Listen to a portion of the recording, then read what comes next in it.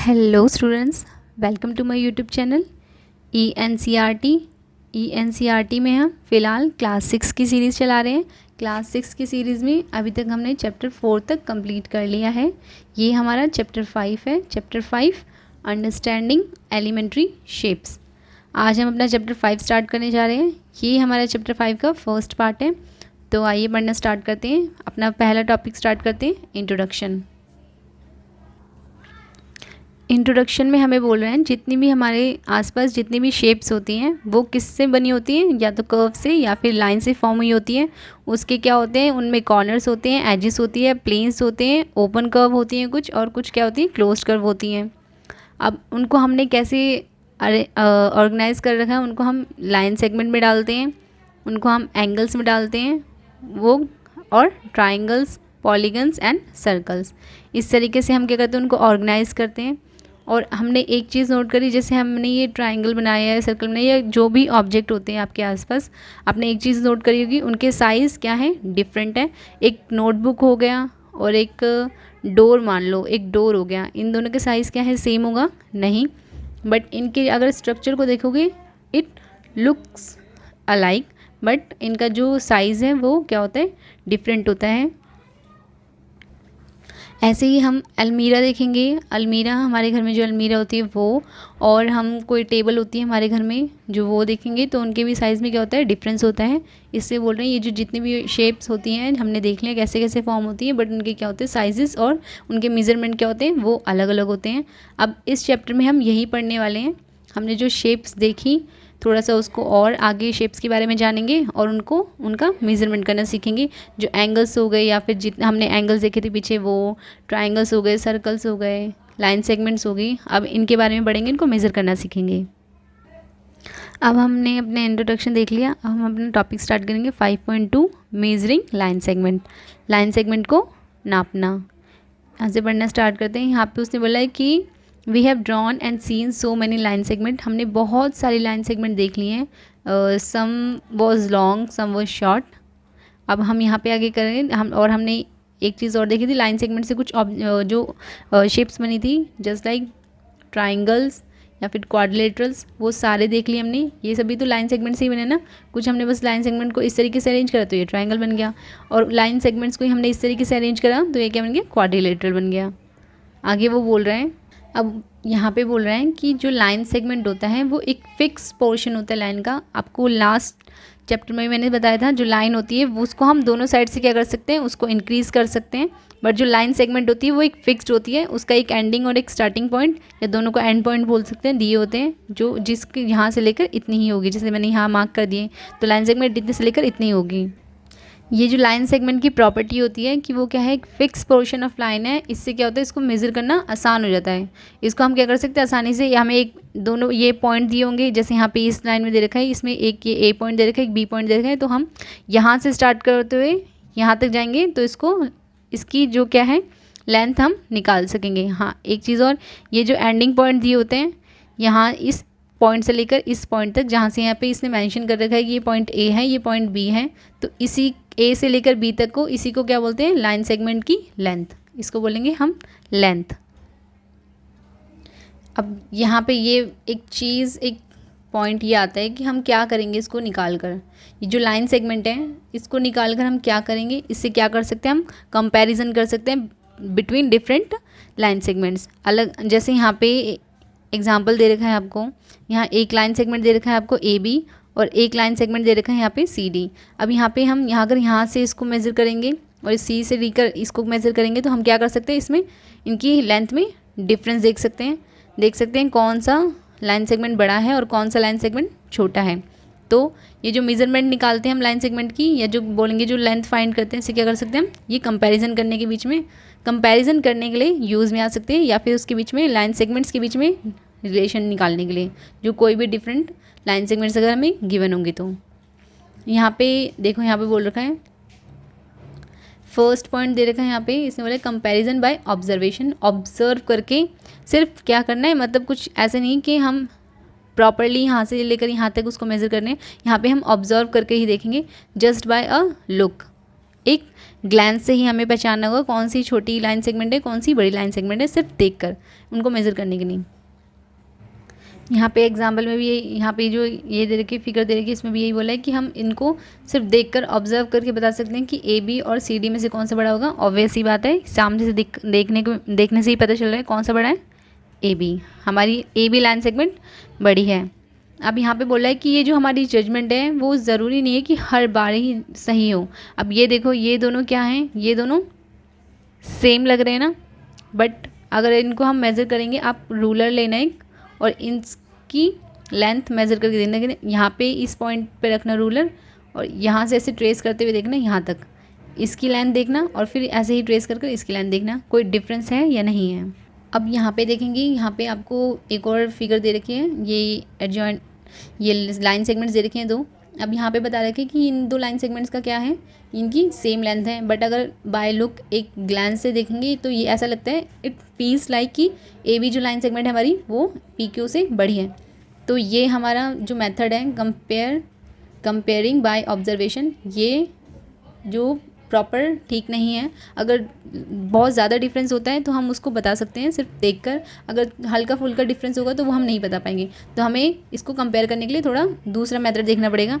अब यहाँ पे उसने सेकंड मेथड बता रखा है आपको, बाय ट्रेसिंग से बोला है उसने। अब इसमें आपको क्या करना है, जैसे ये दो लाइन सेगमेंट्स दे रखे हैं, उसने बोला एक पेपर पे या तो ए बी को ट्रेस कर लो, जैसे इसके ऊपर मैंने एक ऐसे पेपर रखा, फिर ऐसे यहाँ से पॉइंट से लेकर यहाँ तक उसको ट्रेस कर लिया, फिर यही लाइन है, इस पॉइंट को ए पॉइंट को हम सी पॉइंट पर रखेंगे यहाँ से, और फिर देखेंगे कि ये इससे लेंथ में बड़ी है छोटी है, ये कर सकते हैं इसको। बट ये है कि अगर हमने उसको ट्रेस ठीक से नहीं करा पेपर पे तो हमारा जो है वो कंपैरिजन थोड़ा गलत निकल सकता है। तो इसके बाद एक और मेथड दे रखा है उसने, comparing using ruler and divider. ये थर्ड में हमें रूलर और डिवाइडर यूज़ करना है। रूलर ये है और हमारा डिवाइडर ये है। अब यहाँ पे उसको कैसे, कुछ रूलर के बारे में इंफॉर्मेशन दे रखी है उसने, ये देख लेते पहले। उसने बोला है कि एक रूलर जो है अलॉन्ग वन इट्स एज, एक एज से ये इसमें क्या होता है, ये 15 पार्ट्स में डिवाइड होता है। ये देखो, ये 15 पार्ट्स में से डिवाइड है और वो जो 15 पार्ट्स है उसकी लेंथ कितनी होती है, 1 सेंटीमीटर। जैसे ये रूलर है हमारा, ठीक है, वो थोड़ा छोटा दिख रहा है, यहाँ 0 होगा, यहाँ 1 है, यहाँ 2 है, तो ये क्या है, इसकी लेंथ क्या है, 1 सेंटीमीटर। वही है ना, ये क्या है, एक तरीके से लाइन सेगमेंट है, इस पॉइंट से इस पॉइंट तक क्या लेंथ होगी, 1 सेंटीमीटर। ऐसी जो हर एक सेंटीमीटर है, अब यहाँ से लेकर इस पॉइंट से लेकर इस पॉइंट तक ये जो 1 सेंटीमीटर, उसको कितने भागों में डिवाइड करें, उसको उसके सब पार्ट हैं 10, इनको 10 पार्ट्स में से डिवाइड करें। और हर एक पार्ट जो है वो ये वाला स्मॉल वाला यहाँ से यहाँ तक वो क्या है, 1 mm का। 1 mm या 1 mm मीन्स 1 मिलीमीटर। इससे हमें क्या पता चलता है, इससे ये पता चलता है कि 10 मिलीमीटर को मिलाएंगे तो हमारा 1 सेंटीमीटर बनता है। Means 10 millimetre is equals to 1 centimetre. ठीक है, या फिर यहाँ पे देखो ये लिख रखा है यहाँ पे, या फिर यूँ बोलेंगे कि 1 मिलीमीटर इज़ 0.1 सेंटीमीटर। अगर यहाँ पे 1 कर देंगे 1 मिलीमीटर, अगर सेंटीमीटर के इक्वल बताना होगा तो कितना होगा, 0.1 सेंटीमीटर। उसने यहाँ पे एक और चीज़ बोली है कि इस प्रोसीजर में जो ये हमने सीखा है किससे, tracing comparing using ruler and divider, इसमें भी क्या हो सकते हैं, कुछ डिफ़िकल्टीज़, कुछ एरर आ सकते हैं। क्यों, जैसे ये स्केल है या रूलर जो भी बोलेंगे इसे, उसमें क्या हो सकता है, एक तो इसकी थिकनेस की प्रॉब्लम आ सकती है। अगर थिकनेस चेंज है तो उससे क्या होगा, रूलर में जो रीडिंग करेंगे हम उससे रूलर की, उसमें क्या हो सकता है, चेंजेस आ सकते हैं थोड़े, किस वजह से, रूलर के थिकनेस की वजह से। आगे उसने बोला है, यहाँ पे उसने क्या दे रखा है, क्वेश्चन दे ये थिंक एंड डिस्कस दे रखा है। इसमें फर्स्ट में बोला है what other error and difficulties might we face, colour of, एक तो हो सकता है कि क्या डिफ़िकल्टी आ सकती है, colour of ruler, because of colour of ruler कि कुछ ट्रांसपेरेंट होगा तो उसमें हमें ट्रेस करने में थोड़ी इजी होगी, कुछ कलरफुल होगा तो उसमें थोड़ी हमें डिफ़िकल्टीज़ हो सकती है मार्क करने में, उसको ऑब्जर्व करने में। और एक डिफ़िकल्टीज़ हो सकती है पोजीशनिंग एरर, यहाँ पे दे रखा है पोजीशनिंग एरर, ये हमें प्रॉब्लम हो सकती है इस तरीके से रूलर से क्या करने में, मेज़र करने में। और डिवाइडर में और इसमें एक और हो सकता है, if divider is not working properly और इट्स फ्री क्या अगर जैसे ये डिवाइडर है, अगर ये फ्री होगा तो ये क्या हो सकता है, हम इसने इतना मार्क करा है इसे, तो जब तक हम इसको ऑब्जर्व करके पेपर में ड्रॉ करने लगेंगे तब तक ये फ्री हो सकता है। या फिर अगर ये क्या हो, ये बिल्कुल बहुत ज़्यादा टाइट हो रखा हो तो वो स्ट्रेच नहीं होगा, तो ये कुछ प्रॉब्लम आ सकती है किससे, रूलर और डिवाइडर यूज़ करने में, किसका, लाइन सेगमेंट को मेज़र करने में। और सेकेंड उसने बोला है what kind of error can occur if viewing the mark on the ruler is not proper, how can one avoid it. यहाँ पे उसने देखो आंसर कर रखा है, यही लिख देंगे, यही हमारा आंसर हो सकता है इसका। क्या प्रॉब्लम हो सकती है अगर उसको एक को ठीक से मार्क ना करा हो तो। फर्स्ट क्या होगा, first the length of line segment can be differ, क्या हो सकता है, लाइन सेगमेंट की जो लेंथ होगी उसमें डिफरेंस आ सकता है। और line segment might not be straight, और क्या हो सकता है कि ये भी हो सकता है कि लाइन सेगमेंट क्या हो, स्ट्रेट ही ना बने हमारी। और इसको कैसे हम कर सकते हैं, इसको अवॉइड कैसे कर सकते हैं, ये पोजीशनिंग एरर देख लो, पोजीशनिंग एरर को अगर हम ठीक कर लेंगे तो ये हमारी प्रॉब्लम क्या होगी, ये हट जाएगी, इसको अवॉइड कर सकते हैं।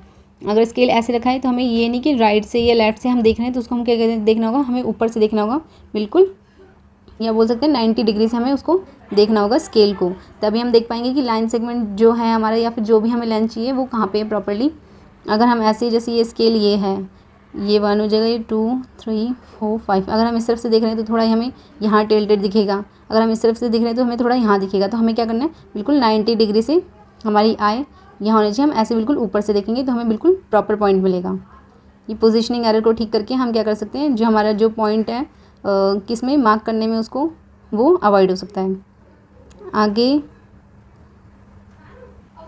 यहाँ पे उसने डिवाइडर और रूलर का यूज़ करना सिखाया है, क्या करना है, ऐसे लाइन सेगमेंट होगी तो अपना डिवाइडर ऐसे ये ओपन करना है, उसको स्ट्रेच करना है दोनों तरफ से, ये जो पॉइंट होंगे वहाँ पे उनको रख देना है, इसके शार्प पॉइंट्स जो हैं उनको रख के, फिर यही जो डिवाइडर है, सॉरी डिवाइडर है जो, उसको हम क्या करेंगे, स्केल्स के ऊपर रखेंगे, एक पॉइंट 0 पे होगा और दूसरा जहाँ पे भी, जहाँ तक भी जाएगा हमारा वो, इस तरीके से हम मेज़र कर सकते हैं लाइन सेगमेंट की लेंथ को। ठीक है, अब ट्राई दीज में ये कुछ क्वेश्चंस करने वाले नहीं है, एक तरीके से एक्टिविटी है, उसने बोला एक पोस्ट कार्ड लेना है और ये ऊपर वाली टेक्निक जो है रूलर और डिवाइडर वाली, उससे उसके क्या करना है, एडजेसेंट साइड को मेज़र करना है। ये आप सेल्फ में ये आप खुद से कर लेना। सेकंड में उसने बोला है select any 3 object having a flat top, कुछ भी ले लेना, एक बुक ले लेना, टेबल ले लेना, या फिर कोई बॉक्स ले लेना, कार्टन बॉक्स ले लेना, ये उनके जिनका फ्लैट सरफेस हो। और फिर क्या करना है, measure all the side top using divider and ruler, इसी तरीके से जो ऊपर मेथड था इसी तरीके से उनको क्या करना है, मेज़र करके देखना है। ये एक्टिविटी आप खुद से करके देख लेना। अब आगे हमारा इसके बाद हमारी एक्सरसाइज स्टार्ट होती है, एक्सरसाइज 5.1। तो आइए ये कर लेते हैं। अब यहाँ हम करना स्टार्ट करते थे एक्सरसाइज 5.1। फर्स्ट क्वेश्चन उसने बोला है what is the disadvantage in comparing line segment by mere observation. क्या हो सकता है, ये जो ऊपर हमने देखा था ना,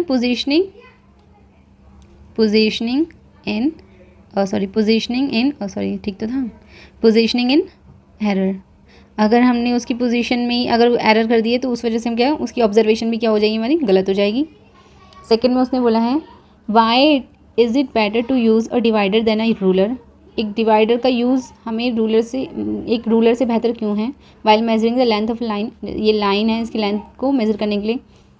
कॉज बिकॉज बेटा लिखेंगे हम, बिकॉज थिकनेस, पीछे पढ़ा था ना हमने, thickness of ruler can make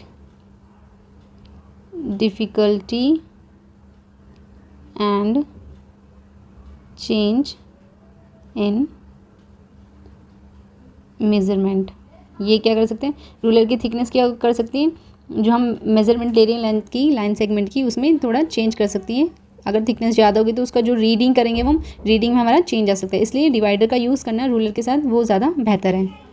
आगे यहाँ पे थर्ड क्वेश्चन दिया है हमें, थर्ड क्वेश्चन में बोल रहे हैं कि एक लाइन सेगमेंट बनानी है, ए बी लाइन सेगमेंट बना लेते हैं। ये take any point take any point lying in between A and B, इसका नाम दे देते हैं, ये ए ये बी, इस पर एक पॉइंट बनाना है कहीं पे भी, हम यहाँ बना लेते हैं सी। फिर क्या करना है, उनकी लेंथ को मेजर करना है, एक तो ए बी की, पहले ए बी की करना है, फिर बी सी की करना है, फिर ए सी की करना है, और ये चेक करना है कि is A B is equals to A C plus C B. तो ये चेक कर लेते हैं, ये फॉर अज्यूम करते हैं कि ये जो ए बी है हमारा, इसकी लेंथ हमारी कितनी है 6 सेंटीमीटर, और ये सी है, ए सी की हमारी लेंथ है यहाँ पे आ रही है 2.5, और बी सी की हमारी कितनी आ रही है 3.5। अब यहाँ पे चेक करेंगे, ये आप खुद से बनाकर देखना, कोई भी ऐसे कुछ भी कितने भी लेंथ का बना लेना है लाइन सेगमेंट ए बी, फिर एक पॉइंट बनाना कहीं पे भी, इसके ऊपर कहीं पे भी लगा देना। सी मैंने जो लगाया उस हिसाब से यहाँ पे ए सी की 2.5 आ रही है और बी सी की कितनी आ रही है 3.5। अब चेक कर लेते हैं, ए बी की लेंथ हमारी A B is equals to A C plus C B, ये चेक करना है ना। तो ए सी हमारा 6 और ए बी हमारा 6, ए सी हमारा 2.5 एंड बी सी हमारा, या सी बी बोलेंगे तो 3.5। Are they same? Yes. Right hand side is equals to left hand side, ये दोनों साइड दोनों क्या आ रहे हैं, जो शॉर्ट लाइन्स हैं उनका जो बिगर लाइन है उसकी बराबर मेजरमेंट है या उसके बराबर लेंथ है, अगर दोनों को हम ऐड कर देंगे, इन दोनों को करा ना, तो इससे क्या मिलता है हमें कि अगर किसी भी लाइन सेगमेंट पे कोई भी पॉइंट होगा, जो पॉइंट उस लाइन को सेगमेंट को डिवाइड कर रही होगी, जितने भी भागों में डिवाइड करेगी, जैसे इसको 2 भागों में डिवाइड करा, तो ये क्या हो जाएंगे, इन दोनों का सम जो हो जाएगा, लेंथ का सम जो हो जाएगा वो बड़ी वाली लाइन सेगमेंट के बराबर होगा। ये ध्यान में रखने वाली बात है, या याद रखना, ठीक है। आगे उसने बोला है यहाँ पे 4th में, if A B C are 3 points on a line such that A B की लेंथ कितनी है 5, बी सी की है 3 और ए सी की है 8, which one of lies between the other 2, कौन सी दो हैं कौन सा पॉइंट है जो इन किसी दो के बीच में लाई करेगा। तो पहले हम ये लिख लेते हैं, 3 पॉइंट्स ऑन एक लाइन पे पॉइंट बना लेते हैं, पहले एक लाइन बना लेते हैं, इस पर पॉइंट लिख लें, पहले ए बी को लिख लेते हैं, इसको ए मान लेते हैं, ये ए पॉइंट है तो बी हमारा यहाँ हो जाएगा, ये 5 है यहाँ से यहाँ तक, और बी सी बोला उसने, बी सी यहाँ पे हो जाएगा, ये कितना है 3, एक मिनट, सी यहाँ पे हो जाएगा, मतलब ये कितना है 3, और कितना मतलब ए सी कितना है यहाँ से लेकर यहाँ तक 8। तो किन के बीच में कौन सा पॉइंट आ रहा है, point B lies between point A and C, ठीक है। इससे पता चल गया हमें, हमने पहले ये एक लाइन सेगमेंट बनाई, उस पर पहले हमने एक पॉइंट डाला ए, फिर ए को ही लेते हुए, ए को स्टार्टिंग पॉइंट मानते हुए हमने पहले ए बी तक बनाया, फिर बी से सी बनाया, फिर ए सी तो क्या है यहाँ से लेकर यहाँ तक का सम है, जो कि अगर इन दोनों को ऐड कर देंगे 5 और 3 को तो ये 8 बनता है। बस आगे अब कर लेते हैं, 5th क्वेश्चन कर लेते हैं, ज़्यादा कुछ नहीं, बस मेजरमेंट से रिलेटेड इसमें कुछ है।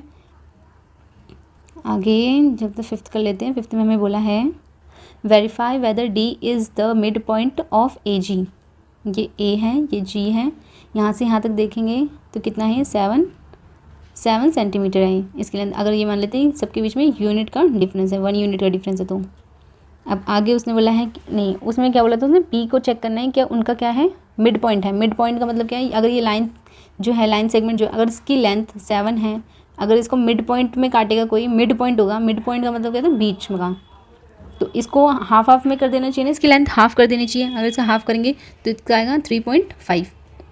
और बी हमारा कहाँ पे है, बी हमारा यहाँ पे 2 पे, ए से लेकर बी तक ये सिर्फ 1 यूनिट है, और बी से लेकर जी तक ये 6 यूनिट है। क्या ये बांट रहे हाफ में, नो, नहीं लिख देंगे no, B is not mid point of, sorry D पूछा था। अब 5th में उसने बोला verify whether D is the mid point of A G, ये नाम लिखे थे A B C D E F G H, sorry 0 पे कोई नाम नहीं था, मैंने गलती से लिख दिया, यहाँ से लिखा 1 से A B C D E F G, ये मैंने यहाँ ड्रॉ कर लिया, इससे थोड़ा आराम से में समझ में आएगा।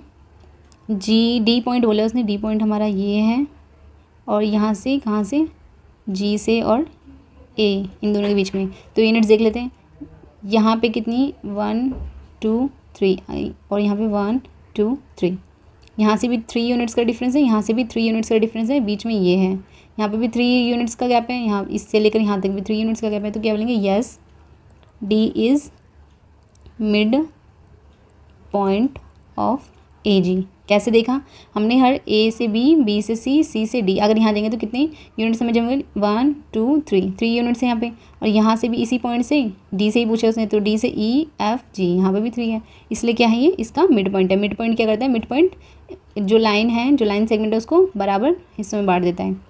ठीक है, यहाँ हमारा 5th क्वेश्चन भी हो गया। अब 6th पे मूव करते हैं। 6th में उसने बोला है, if B is mid point of A C and C is the midpoint of BD where ABCD lies on a straight line, say by AB is equals to CD। तो उसने बोला ABCD लाई करते हैं यहाँ पे एक लाइन पे, ये ड्रॉ कर लेते हैं लाइन। उसने बोला था और हमें कि B जो है वो AC का क्या है, मिड पॉइंट है, और C जो है किसका, BD का मिड पॉइंट है। कुछ इस तरीके से B जो है वो AC का मिड पॉइंट है और C जो है वो BD का मिड पॉइंट है, ये हमने ड्रॉ कर लिया।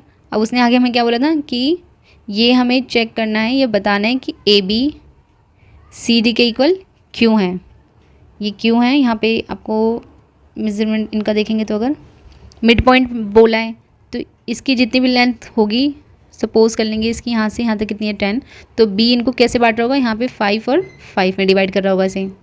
ठीक है, ए और सी तक समझ में आ गया। अगर हम यही एज्यूम कर लेते हैं, जो हमारी बी और डी, बी डी की लेंथ कितनी है, बी डी की लेंथ भी हम मान लेते हैं कितनी है 10, तो सी जो है वो उसको कितने भागों में डिवाइड कर रहे हैं, उसको भी 2 भागों में डिवाइड कर रहे हैं, कितना 5 और 5।